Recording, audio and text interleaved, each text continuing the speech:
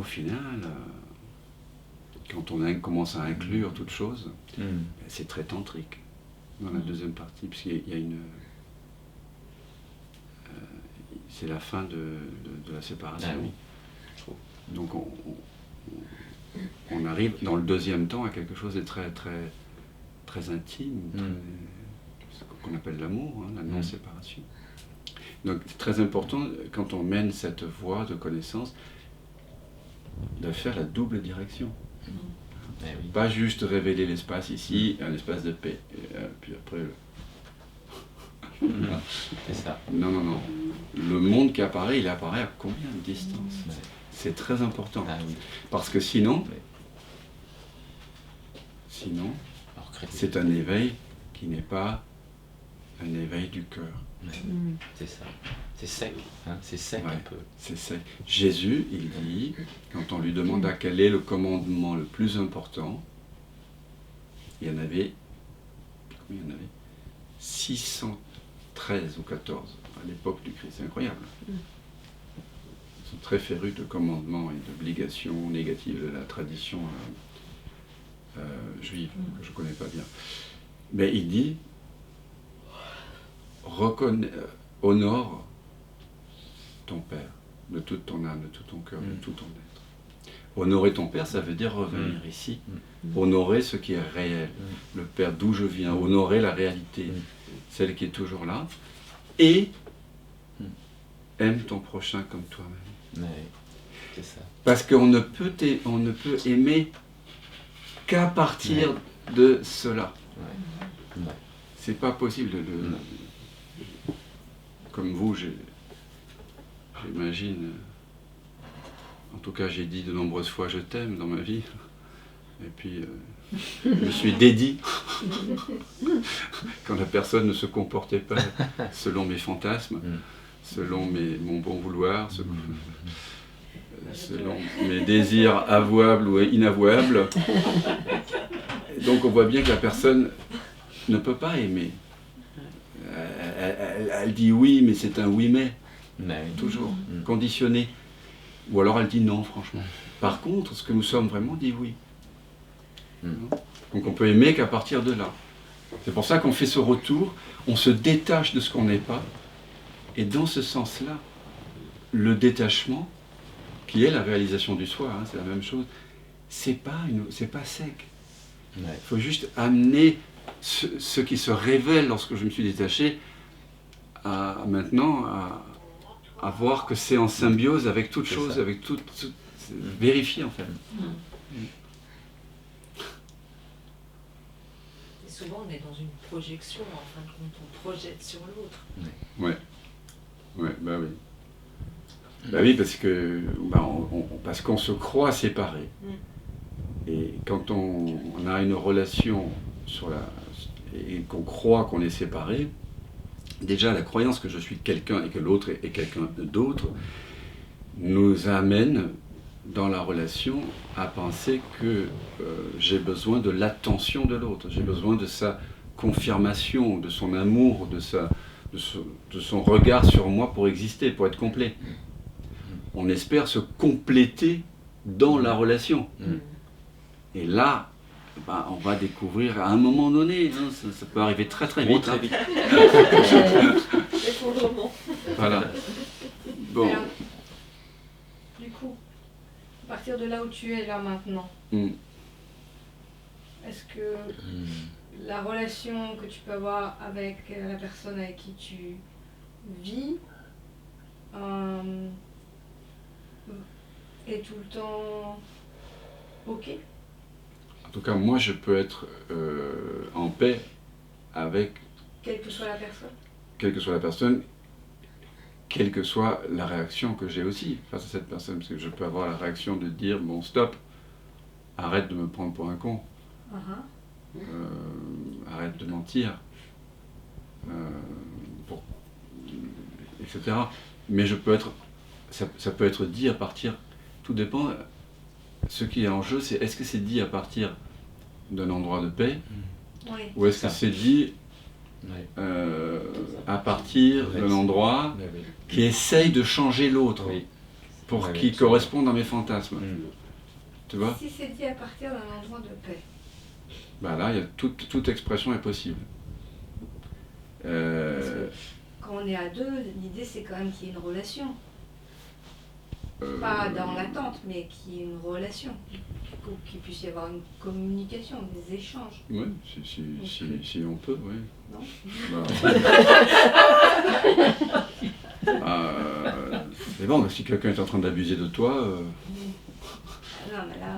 voilà, donc, différent, Une relation authentique. Ouais. la relation authentique, elle vient du fait que tu ne te prends pas pour quelqu'un qui manque de quelque chose. Ouais. Ouais. Et ça, c'est ton affaire à toi. Ouais. Ouais. C'est pas, tu ne dépends pas de l'autre pour réaliser que ce que tu es parfait tel que c'est. Mais dans la relation, on oublie ça. Parce que l'autre semble nous apporter quand même de temps en temps des satisfactions. Et donc on croit que cette satisfaction, là aussi, elle vient de l'autre. Ouais. Alors qu'en réalité, l'autre, ou le jeu des interactions, a juste mis fin momentanément à mon attente d'autre chose que ce qui est.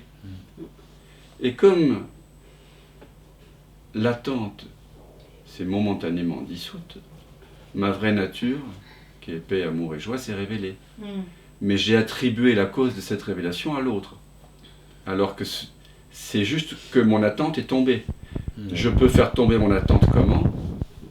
En retournant le doigt, l'index qui figure l'attention, vers ma propre conscience. À chaque instant de ma vie, je peux vérifier si ce que je suis est en paix.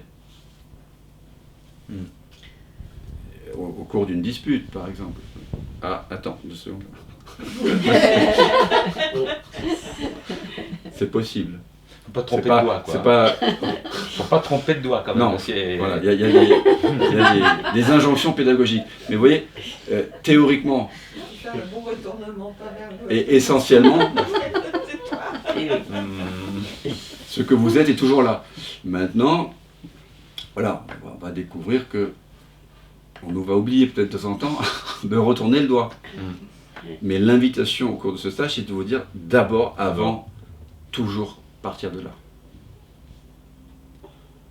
Parce que je peux avoir une dispute ou une clarification avec quelqu'un, ou même une bataille, sans me départir de la paix que je suis. Et c'est ça qui est important. Parce que toute chose étant égale par ailleurs, si je parle ou agis à partir de cette paix, qui ne manque de rien, je peux élever la voix. Mais je vais le faire à partir d'un endroit de paix, qui n'a pas besoin que l'autre change. Tu vois ce que je veux dire? C'est ce qu'on appelle la parole ou l'action juste. Oui, voilà, c'est pas une action qui est juste moralement dans le sens où Oui, elle oui, correspondrait à une morale inscrite dans une pierre. Non, non, C'est amoral, Oui. mais ça ne veut pas dire que c'est immoral. On ne suit pas un chemin tracé, on ne suit pas la mémoire. On est ouvert, et parce qu'on est ouvert et qu'on manque de rien, du coup, on est à l'écoute de l'environnement. Alors, si tu es à l'écoute de l'environnement, que tu parles à partir d'un espace de paix et qu'il ne te manque rien, du coup, tu n'as plus de commentaires à faire à l'autre. Oui. Oui. Ça peut arriver, si tu es en charge d'enfants qui font n'importe quoi. Adulte. On a des objets là qui ferment les fenêtres là, pour mon fils de 2 ans. Donc de temps en temps, tu es obligé de faire des rappels à l'ordre.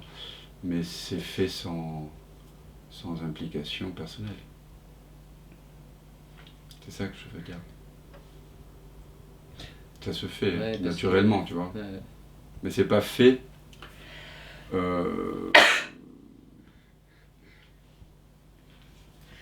l'autre ne peut pas te faire perdre ta paix. Ok. Donc, est-ce que je peux dire que à partir de là où toi tu es aujourd'hui dans cette espèce de paix, ok, Parle de toi plutôt, Oui, parle de non, toi. Mais, justement, Mais moi, parle j'y de suis toi. pas encore, Comment donc ça c'est tu dis? pas Attends, évident. alors attends. Enfin, j'y suis pas. Alors attends. J'y suis par moment. Ah, mais Je ne suis pas tout le temps à 100%. Voilà. Mais là, tu parles du temps. On revient maintenant, là. Vers quoi est-ce que le regard de Dan pointe là? Est-ce qu'il pointe de ton point de vue vers une tête? Regarde-moi, reste avec moi. Voilà. Est-ce que mon regard pointe de ton point de vue vers une tête, vers un visage, vers deux petits yeux, vers Cécile, dans l'histoire? Ou est-ce que mon regard pointe vers une ouverture Vers un champ. transparente? C'est acté? Voilà. Maintenant, reste là. Demeure là. C'est tout. C'est très simple. Et tu n'as pas besoin de fermer les yeux. Tu peux garder l'œil unique ouvert. Parce que tu n'as qu'un seul œil de ton point de vue. Moi j'en vois deux. Tu m'en offres deux. Mais quand tu sais que tu regardes, enfin, que la pièce ici et les amis présents sont perçus à partir d'un seul œil et pas de deux yeux,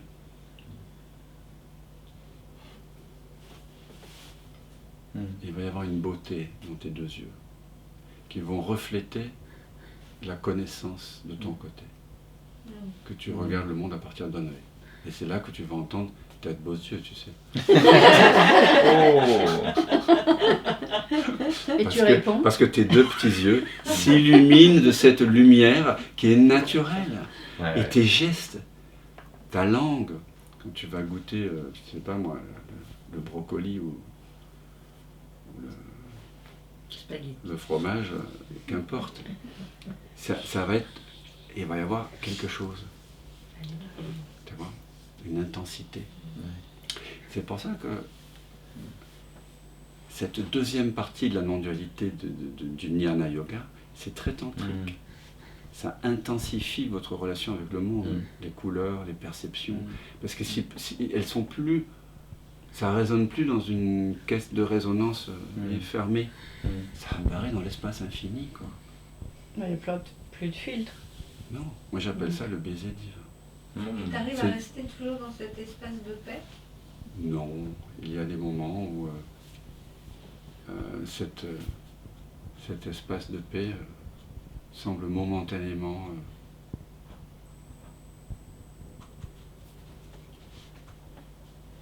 mais tout de suite il y a un alarme qui me dit qu'est-ce qui perçoit tout ça? Quelle est la distance entre moi et ça? Ça produit un alarme. Quand il y a un jugement qui se produit ou quand il y a une action non alignée qui se fait, je sens une grande contraction. Parce qu'un tout petit truc de travers, ça fait un grand effet. Et donc je fais ce que nous faisons ici. Et ça se passe assez rapidement, la plupart du temps. Et donc je pourrais dire que de plus en plus, je demeure là. Mais je ne peux pas dire que dans le temps des montres, si l'on veut, voilà, que c'est de plus en plus là. Et plus je m'interroge, comme je vous invite à le faire, plus j'explore, plus je partage, plus c'est là, tout simplement. C'est important d'être honnête avec ça et de ne pas penser que c'est parce que on a une ouverture sur la présence éveillée, que la présence éveillée s'éveille elle-même, qu'on ne pourrait pas être repris momentanément par le rêve. Ça n'a aucune importance. Donc, et après, c'est pas un concours. Non, moi, il y a des moments où je vais sentir une joie à l'intérieur. Et je me surprends moi-même à être dans cette joie. Enfin, je ne sais pas qui surprend, mais quelque chose se surprend à être dans cette joie. Oui, bien sûr. Et je la goûte. Ouais. Et il y a d'autres moments où, par exemple, j'étais dans le métro hier, il y a 3 personnes qui parlent au téléphone, et là, ma tête, elle est là, ça fait trop de bruit. Alors, du coup, je fais quoi avec ça? Ben, tu vas découvrir ce que tu fais avec ça. J'essaye de Quand tu te dis faire que... ce tu fais. Bah, c'est-à-dire que quand tu... J'attends, quand- je suis, machin, j'intègre, ça se dilue. Tu vois que Ça tu prend voudrais du que temps. les autres changent. Hein. Donc tu fais dépendre ta paix du fait que les autres arrêtent de parler au téléphone. Bon. Tu vois bien que tu es l'auteur de ton propre dérangement. C'est-à-dire que si c'est parce que tu imagines que les autres devraient s'arrêter de parler au téléphone pour que tu... C'est juste cette attente. Tu fais dépendre Donc c'est ta toujours paix. une question d'attente. C'est toujours. C'est pour ça que nous allons passer beaucoup de temps dans ce stage à regarder tout ce qui en nous attend. Parce que l'ego, ce qu'on appelle l'ego, c'est quoi? C'est pas une entité. Il n'y a pas d'ego conscient, il n'y a que la conscience qui est consciente. Donc l'ego, c'est quoi? C'est une dynamique de pensée alliée à des sensations de contraction qui nous font croire et nous donnent l'impression, sensoriellement, que le bonheur, c'est plus tard que maintenant, et ailleurs qu'ici. Donc on va prendre le temps, ici, de regarder ceux qui habituellement semblent avoir le pouvoir de nous entraîner dans une attente, dans un espoir. Tu vois. Et chaque fois que tu vois à quel point tu es en train d'attendre l'amour, un gentil mot de la part d'un ami, ou un retour, c'est que tu es coupé de l'amour. Tant que tu attends l'amour de l'autre, que tu attends que les gens arrêtent de parler au téléphone portable, c'est que tu n'es pas en train d'aimer. C'est que tu n'es pas en train d'écouter. D'écouter à la fois le brouhaha des téléphones portables et ton propre brouhaha qui te dit que je ne trouverai la paix que quand ils arrêteront de téléphoner. Donc il y a, au-delà du bruit des autres et de ton propre bruit, qui fait beaucoup plus de bruit d'ailleurs que les autres, je parle d'expérience, il y a une paix. Et Rumi dit, il y a... Comment est-ce qu'il dit ça? Ah, tu l'appelles directement? Très bien. Ah oui, l'habitué. Au-delà des idées de bien et de mal, il y a un champ. Je te retrouverai là. Il y a un chant. Et ce n'est que là d'ailleurs qu'on peut se retrouver. Une fois que tu as retrouvé ce champ, tu peux très bien dire, est-ce que vous voudriez bien aller téléphoner ailleurs? Quand même. Pas forcément. À partir de cet espace-là. Pas forcément On non n'en a plus. plus besoin en fait. On sait T'as pas. plus besoin de le dire. On ne sait pas. On sait pas. On ne sait pas. D'abord, tu retrouves ta paix. Ah oui. Et ensuite, Ça, tu c'est vois. juste. Soit tu t'engages sur le champ de bataille, tu fais la guerre, comme Arjuna. Arjuna, il est guerrier. Il faut qu'il aille combattre. Il veut fuir au début. Il veut être le gentil, mais il veut être le méditant, il veut être... Et Krishna lui dit non. Toi, tu es guerrier. Pas fuir. Mais ça, on ne sait pas. Peut-être tu vas rien dire, peut-être tu vas dire. Mais en tout cas, que tu dises ou pas, que tu penses ou pas, les pensées, ce que l'on va dire, et nos actions, l'entrée en relation avec l'autre, ça va venir d'un endroit de paix. Pas, je veux imposer la paix de l'extérieur. D'accord? Bien sûr. Et ça change Ah oui, beaucoup ça de change choses. tout. Parce que l'autre perçoit que, peut-être très inconsciemment, mais que ça ne vient pas d'un désir égotique. Bah oui. Et on sait que, ça, c'est important de le savoir, que l'enfer, Et pas les bonnes intentions. voilà, toujours. Voilà. Donc, voilà, ma proposition, c'est de vivre à partir de cette vision sans tête, maintenant, toujours. Et d'aller déjeuner ensemble à partir de cette ouverture. Et puis de temps en temps, on va être repris, discrètement, comme ça. Voilà. Et petit à petit, au cours de ce stage, vous allez voir que vous n'avez pas besoin du doigt. Au départ, c'est un peu grossier, la pédagogie est un peu grossière. Elle s'affine au fur et à mesure que votre maturité spirituelle, votre sensibilité, votre écoute, votre désir de vérité s'aiguise, parce que vous découvrez évidemment que mon désir de vérité, quand il est là, il se confond avec la joie. Hein. Donc il n'y a pas de mal à se faire du bien, finalement, au fond. Donc à un moment donné, tout va devenir doigt. Ouais, oui. Comme tu disais, lui, je sais pas tu disais ça aussi, c'est-à-dire que tout va être une invitation à nous révéler. Et quelque chose que je trouvais amusant justement dans le cadre de manger, c'est que la nourriture, elle disparaît dans l'espace. Exactement. Et ça évite de prendre du poids. Moi, je devrais écouter Ça plus. évite de prendre du poids, elle disparaît dans l'espace. C'est pour ça que tu grossis pas. Non, vous allez voir les implications de ce qu'on est en train de dire. C'est tous azimuts. Ouais. Tu le vois quand tu prends ton... Tu vois, Ouais, oui. c'est pas Emmanuel qui boit. C'est pas la bouche qui... Ça entre dans l'espace. Il y a des sensations dans l'espace.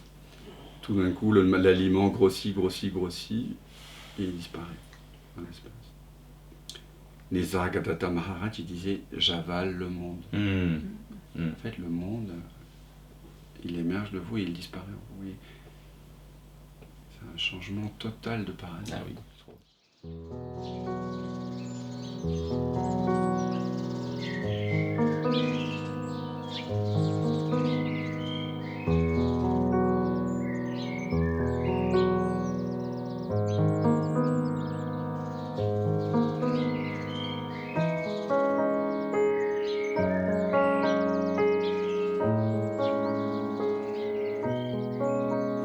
Trods alt det du har båret og alle dine kors, trods livets hårde slag og alt det der var såret, fandt du altid sjov og glæde i livets små mirakler.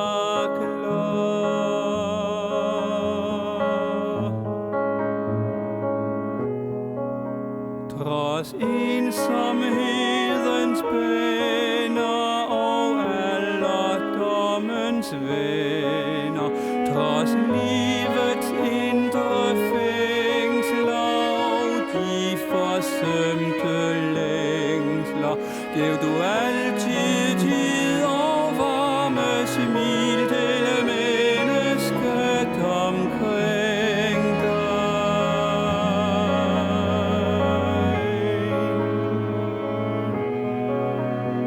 Hvis livet er en gåde med ufødte sekunder, så drikker du af himlen og flagrer i det blå. Når fuglene de hvisker til du kan sove ind, så ved vi det er tid til englenes farvel.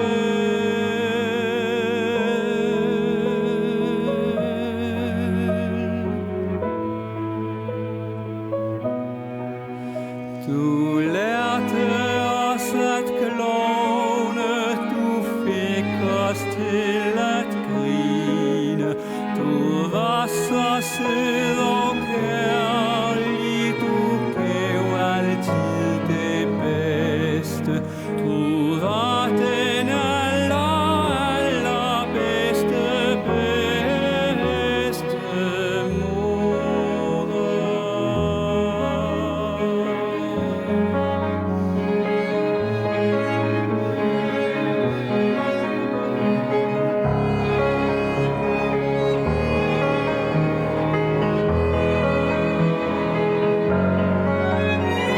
I denne stille time skal ingen af os gyse, for minderne er lyse, når klokkerne skal kime.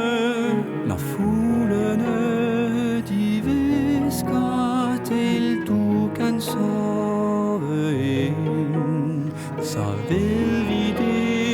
er tid til englenes farvel.